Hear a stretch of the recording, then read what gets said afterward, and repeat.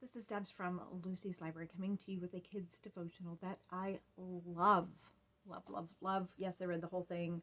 This is The Treasure by Marty Machowski. You see, your kids are going to spend some time on this one because it takes them through Luke and Acts and actually expects them to read the books themselves, at least most of the book.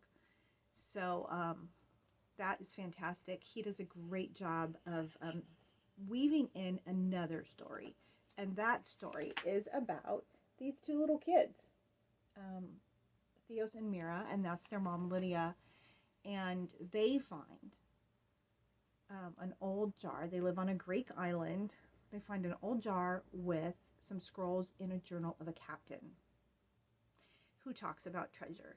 And so they read together with their mom these two scrolls of Luke and Acts and the captain's notes. And they search on the island for the treasure, and of course they find that the treasure is Jesus. So it's this beautiful woven story in there with amazing art. Gives it that whole Greek island feel. And we're broken down into, we've got, here's one day, love your neighbor, tells you what you're supposed to read.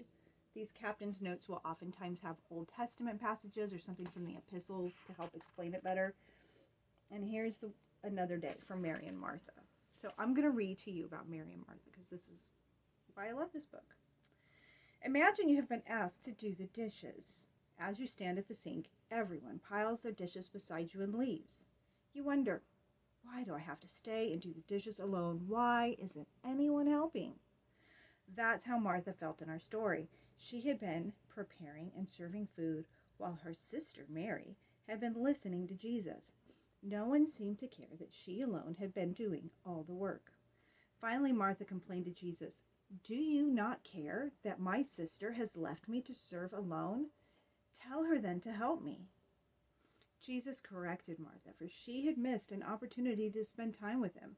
He said, "Mary has chosen what is better and will not be taken away from her." Later, at Lazarus' death, Martha did not repeat the same mistake. Instead, she ran to Jesus for help, saying, "Lord, if you had been here, my brother would not have died. But even now, I know that whatever you ask from God, God will give you." Jesus replied, "I am the resurrection and the life. Whoever believes in me, though he die, yet shall he live." Then Jesus asked, "Do you believe this?" Martha replied, "Yes." And then Jesus, in his great power, raised her brother from the dead. Today, Jesus calls us to draw near to him like Mary and Martha. We get to know Jesus better by spending time with him, by reading our Bibles and talking to him. Then we find rest and peace, knowing he is the one who can forgive our sin and change our lives.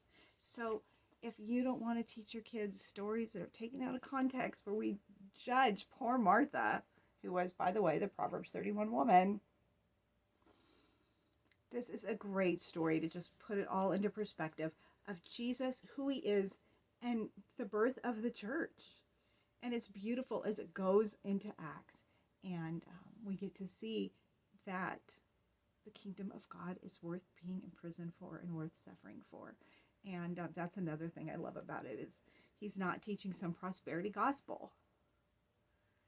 And says that we might suffer, that the world has suffering for us, but God will use it.